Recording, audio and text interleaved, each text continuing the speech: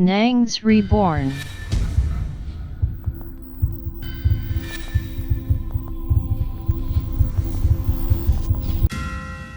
Waouh! Bonjour le bon, comment allez-vous? Si vous allez bien, c'est extraordinaire. Aujourd'hui, nous nous retrouvons pour une autre vidéo et nous avons décidé de parler de la sorcellerie dans les relations amoureuses. C'est un truc hors du commun. Qu'est-ce que c'est que cette histoire? En tout cas, ici, il y a beaucoup d'histoires que nous allons découvrir qui vont nous permettre de savoir que vraiment, parfois, on fréquente des sorciers. Et nous allons aller plus loin en découvrant la première histoire. L'histoire que cet homme m'a racontée. Selon lui, il y a une jeune femme qui a décidé de prendre le sous-vêtement de son gars et l'amener chez un marabout. Suite à cela, il y a quelque chose. Pourquoi? Parce que cet homme a décidé de coucher à elle et la laisser. Nous allons découvrir que la sorcellerie, vraiment, elle existe. Et ce qu'il va nous dire ici doit attirer notre attention. Par la suite, nous écouterons l'histoire de cette femme. Son histoire est vraiment terrible. C'est presque impossible. Commençons par le commencement. Écoutons-le. Erico a fait la connaissance de Petula. Très rapidement, le courant a commencé à passer entre les deux. Une semaine plus tard, Erico a couché avec Petula. Erico aussi l'a tombé dingue de Erico. Quand Erico a fini de mou, le troisième jour, il n'a pas appelé Petula. Donc Petula décide de l'appeler. Elle appelle Erico. Erico ne décroche pas. Donc là, il nous explique que Erico, cet homme a couché avec une fille et après l'avoir fait, il a décidé de la larguer. Elle appelle, il ne décroche pas. Mais que va-t-il se passer après? En fait, qu'est-ce que cette fille va faire? C'est ce qui doit attirer notre attention. Écoutons très bien son histoire. Jusqu'à 25 appels en absence, Erico ne décroche pas. Donc c'est comme ça qu'elle décide de venir chez Erico. Elle vient voir Erico, et puis Erico fait genre d'une manière, il n'a pas envie de la voir, genre il ne veut pas qu'elle rentre chez lui ou machin. Il a fait genre, la petite s'est fâchée, elle est repartie chez lui et chez elle. C'est comme ça que le gourmet a commencé à sonner Petula. Donc la fille est tombée amoureuse de lui et quand il a fait ça, elle a commencé à avoir un chagrin d'amour. Mais elle ne s'est pas découragée. Petula avait un plan en tête. Elle savait où elle allait avoir Erico. Femme. Elle va parler. Tous les jours, elle envoie un message à Erico. Coucou, mon cœur, ça va? Erico ne répond pas. Bébé, on dit quoi? Et ta journée? Tu as mangé? Erico ne répond pas. Donc un jour, elle a appelé Erico. Et puis bon, ce jour-là, elle était de bonne humeur, elle a décroché. Elle dit, allô bébé, tu me manques. J'ai tellement envie de te voir, pardon. Je te vois, pardon. Et, mais si c'est pour 5 minutes seulement, pardon, je te vois. C'est comme ça qu'Erico a dit, ok, il faut, je suis en piste, il faut venir me voir. Donc, quand Petula est arrivé chez Erico, Erico était couché. 2 minutes plus tard, Erico dit, bon, il a allé me laver, il faut m'attendre. Donc c'est comme ça qu'il est rentré sous la douche. Quand il est rentré sous la douche, Petula allait fouiller dans ses habits sales là. Elle a enlevé un caleçon là-bas. Elle a mis ça dans son sac à main. Ouh, donc elle est venue chez lui et elle a pris l'un de ses sous-vêtements. Mais qu'est-ce qu'elle avait l'intention de faire avec? Ha! Comme on parle de la sorcellerie dans les relations amoureuses, là vous allez comprendre et vous me direz plus tard si elle a bien fait ou pas. Écoutons la suite. Quand Erico est revenu de la douche, elle dit, bon bébé, j'ai une urgence là. Je dois aller voir maman. Mais si je finis vite, il vient te voir. C'est comme ça que Petula est partie. Famille. Petula a pris le premier car. Elle allait à Bandoukou. Dans le fin fond de Bandoukou. Elle allait donner le caleçon de Erico là-bas. Donc elle allait donner le sous-vêtement de ce jeune homme au marabout. De toute façon, ils ont travaillé Erico. Le lendemain, dès que le soleil s'est couché net, le sexe d'Eriko a disparu. Ouh, vous avez vu ça? Vous avez vu ça? Ha! Ça veut dire que ce que la fille, elle allait faire là-bas, là, c'était pour faire le mal au jeune homme. Vous avez vu ça? Et vous avez vu le résultat? Le résultat est là. Eriko est devenu fou. Eriko crapouille. Quand le sexe d'Eriko a disparu, Petula, elle savait ça. On lui a déjà dit que quand le soleil va se coucher, le sexe d'Eriko va disparaître. Donc quand le soleil s'est couché, Petula a envoyé un message à Eriko. Elle dit, toi là, tu vas me chercher dans Abidjan. Est-ce que tu me connais? Tu ne connais pas encore. Et puis elle a mis émoticône sourire. Famille, quand Eriko a lu le message, il était paniqué. Il croyait pouiller. C'est comme ça qu'il allait voir tous ses frères sans aller les réunir. Et puis il allait prendre sa vieille. Ils sont allés chez Petula. Ils sont arrivés, ils sont bien sur les brillots, ils ont cassé par le Petula. Puis là, il y a quoi? Vous avez quel problème et vous venez faire du bruit de moment, vous voulez casser ma c'est par rapport à quoi? Il y a un qui s'est levé, où tu as mis tout le moment là. Tu as enlevé ça. Sinon tu as voir clair dedans, tu n'as pas croire. Elle dit, donc il est venu me frapper quoi? Donc frappez-moi. Donc Eriko a vu que, où ça s'en va, si on frappe la petite, ça sera bizarre. Donc c'est comme ça qu'Eriko a dit à sa maman, maman, il faut parler à Petula. Il a dit ça dans son oreille. C'est comme ça que la maman d'Eriko est venue devant Petula. Et puis elle s'est agenouillée. Elle dit, ma fille, pardon. Je ne sais pas ce qui s'est passé entre toi et mon fils. Mais c'est une maman qui s'est mise à genoux pour te demander pardon. Pardon, ma fille. Il faut remettre le sexe de mon fils en place. Mais si tu as pris son sexe, c'est comme s'il n'est plus garçon. Pardon. Il y a qui, ma fille? Il y a qui? Pardon, ma fille, pardon. C'est une maman qui s'est mise à genoux pour te demander pardon. Pardon, ma fille. Fais ça à cause de Dieu, pardon. C'est comme ça que tu l'as attrapé la main d'Eriko. Elle dit, maman, faut te lever. Maman. Rentrez chez vous et voir ce qu'il peut faire. Demain, avant 16h, il est venu à la maison là-bas. C'est comme ça qu'ils sont rentrés. Quand les gars rentraient là, Eriko pleurait ou il pleurait seulement. Il a pleuré pendant toute la route. Il n'a même pas pu dormir. Donc le lendemain, vers les 14h30 là, Petula est venu avec un canari rempli d'une eau bizarre. Elle a donné ça à Eriko. Elle dit, Eriko n'a qu'à laisser laver avec ça. Faut pas sécher, n'a qu'à laisser le médicament là sécher sur lui. C'est comme ça qu'Eriko a pris le canari. Il a laissé laver. Il a laissé l'eau là sécher sur lui. Mes familles vous dit que c'est là où on a vu la puissance de l'Afrique. 30 minutes plus tard, le sexe d'Eriko est sorti. Boum!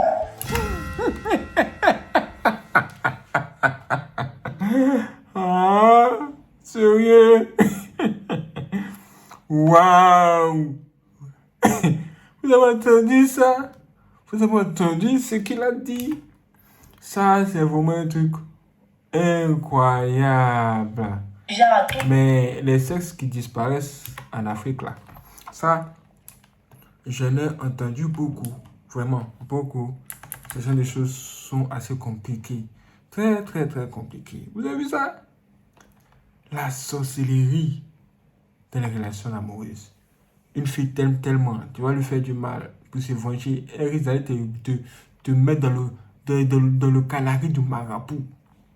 C'est un truc hors du commun. Mais ça, ce n'est encore rien. Parce que nous allons découvrir notre histoire où nous allons entendre une jeune femme parler et nous dire ce que son propre frère a fait en complicité avec l'homme qu'elle a épousé. C'est un truc hors du commun. Elle est ici. Écoute-la. J'étais ce genre de fille qui croyait en l'amour.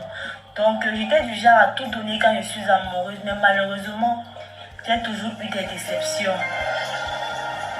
Alors, je m'étais résignée au fait que l'amour n'est pas pour moi. Donc Donc je préfère rester célibataire. Alors mon petit frère avec un ami vraiment très mignon, bien bâti. Alors il me présente à son ami. Le film il passe entre nous, on commence à sortir ensemble. Et très rapidement il tient à ce qu'on se marie. Donc on se marie. Et puis le mariage se passe bien. Donc j'ai un truc comme un mois après notre mariage, il me propose sur mon petit frère qui habitait avec nous. En fait, je n'ai jamais pris ça.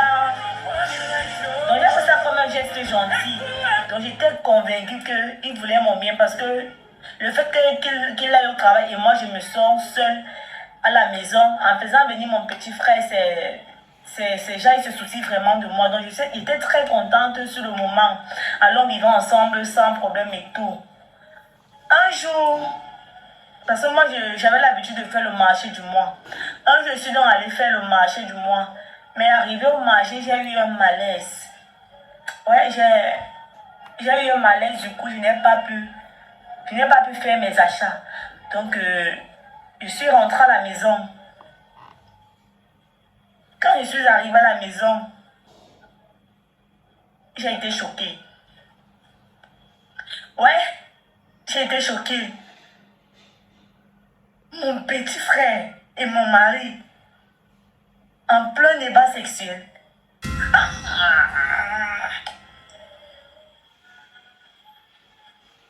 J'ai dit, comment?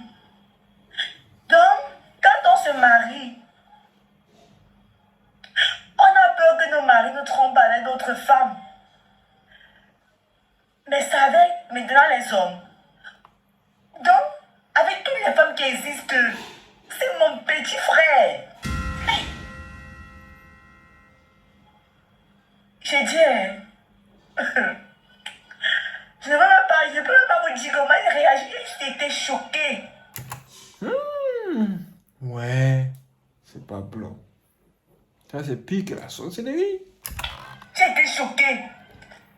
Je n'ai plus compris. Tout naturellement, j'ai exigé une explication. Elle a exigé une explication. Vous avez entendu ça? Vous avez entendu ça? Mais dans Marie. Mais qu'est-ce que ces gens-là vont lui dire maintenant? Qu'est-ce qu'ils vont lui dire? Ou qu'est-ce qu'ils peuvent lui dire? Ah! C'est vraiment bizarre cette histoire. Écoutons. J'ai exigé une explication. Parce que je ne comprends pas. Avec toutes les femmes qui existent, c'est mon petit frère que monsieur choisit. Mais dans ma rivale, mon petit frère, même pas ma petite soeur, mon petit frère. J'ai exigé une explication. Donc, apparemment, les deux sortaient déjà ensemble. Wow. Avant que mon petit frère ne me le présente. Donc, les deux sortaient déjà ensemble. Donc, mon petit frère sortait déjà avec celui qui m'a épousé. Donc, ils ne savaient pas comment est-ce qu'ils pouvaient vivre leur amour. Donc, ils se sont entendus. Est-ce que son ami m'épouse comme ça? Une fois qu'elle serait sa femme, ils vont pouvoir continuer à vivre leur parfait amour sur mon dos. Mais j'aimerais savoir, est-ce que mon petit frère passait au mal qu'il me faisait? Est-ce qu'il a pensé au mal qu'il me faisait? Est-ce qu'il a pensé comment est-ce qu'il sera en train de détruire ma vie? Parce que là, il a ruiné ma vie. Comment? En fait, je n'ai même pas les mots pour expliquer ça. Donc, vous êtes des PD. Vous êtes des PD. Oui, vous êtes des PD. Vous ne pouvez pas être ensemble parce que notre société l'interdit. Ça, c'est clair. Donc, pour vivre votre parfait amour, il faut que ton ami m'épouse. Comme ça, moi, je deviens comme votre clone, quoi. Je deviens comme votre clone. Donc, vous vivez votre parfait amour. Moi, ma vie donc est comment? Quand ils ont fini de me raconter l'histoire, je dis que, ok, comme c'est comme ça, je vais dénoncer.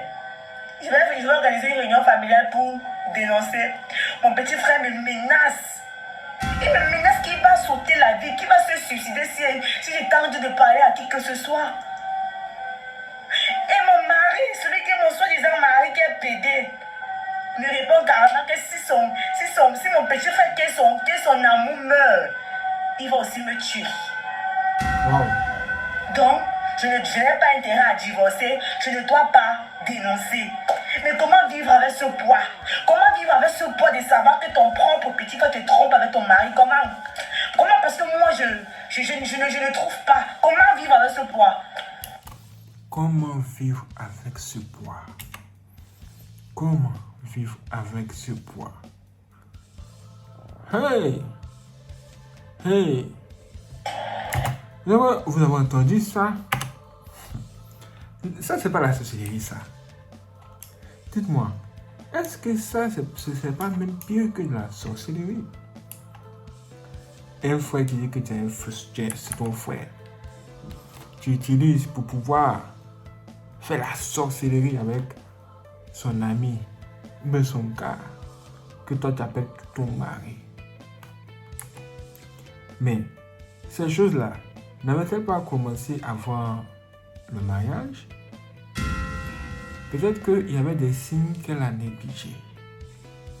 Ça veut dire que nous ne devons plus négliger certains signes qu'on voit. Ha! Le monde est devenu bizarre.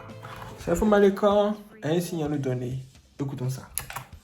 Les gars, il y a une qualité de fille là. Elle te soumet un problème de 50 000. Tu te bats à ton niveau, tu lui donnes même 50 000 ou 20 000. Après, elle est fâchée parce que tu lui as pas donné la somme totale de ce qu'elle t'a demandé. Le genre de fille là, il faut la syntaxer vite, oui.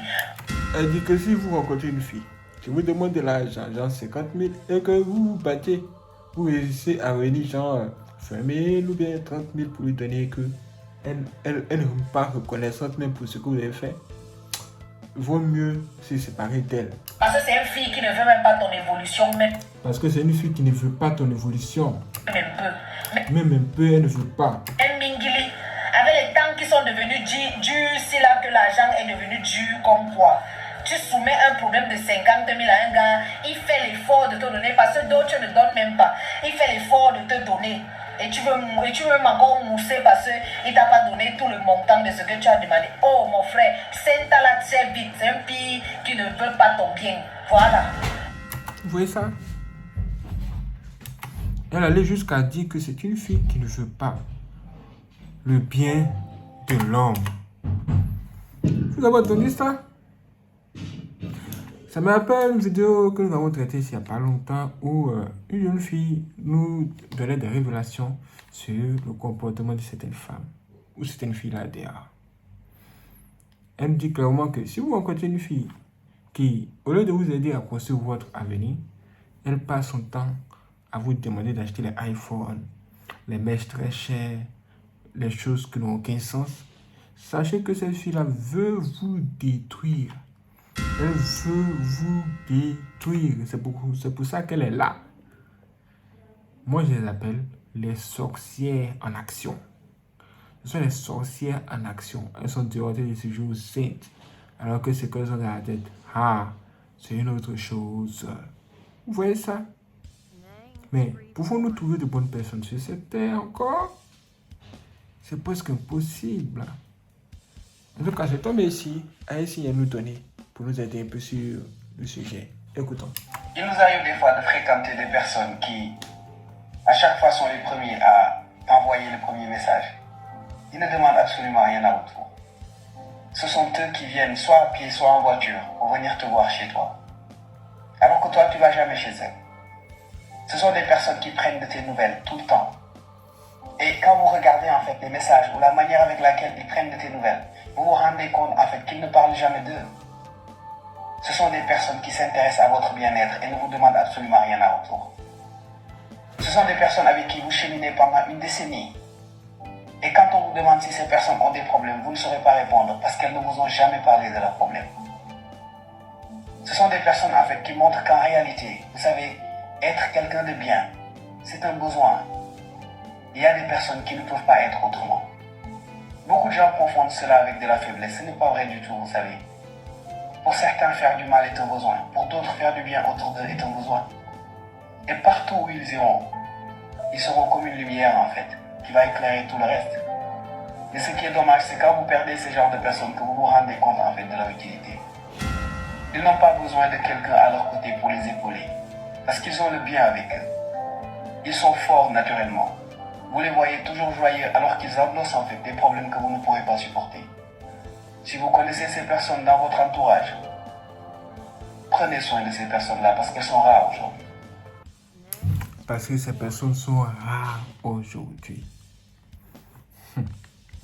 Saurez-vous reconnaître ces gens de personnes? Saurez-vous le reconnaître? Parce que c'est rare, c'est vraiment rare. C'est presque impossible à trouver. Aujourd'hui, quand une fille est une bonne fille, elle tombe sur un mauvais gars. Quand un gars est un bon gars, il tombe sur une mauvaise fille. Moi, de tenir, il faut mélanger. Dites-moi maintenant, laquelle de ces histoires vous a le plus marqué? Quelle histoire vous a le plus impressionné? Si ce, je vous donne rendez-vous pour la prochaine vidéo sur ce bon. Si vous n'êtes pas abonné, abonnez-vous à la cloche et soyez prêts. Waouh, c'est parti. Waouh, c'est extraordinaire. Merci les frères de regarder cette vidéo. Si vous n'êtes pas abonné, abonnez-vous à la cloche et n'hésitez pas à laisser vos j'aime. Si vous voulez faire le don aussi pour soutenir notre bonne, il existe deux moyens de le faire. Vous allez voir juste en dessous de cette vidéo, merci, avec le signe de dollar en haut. Là, vous pouvez tout simplement faire des dons directement, ou bien, si ce n'est pas disponible dans votre région, vous pouvez tout simplement cliquer dans la description de cette vidéo où vous allez voir un lien. Quand vous cliquez sur le lien, vous aurez accès à nos informations bancaires et vous pouvez faire un virement bancaire tout simplement. Merci les frères de regarder cette vidéo. Si c'est vous donne rendez-vous pour la prochaine vidéo, soyez prêts. C'est parti.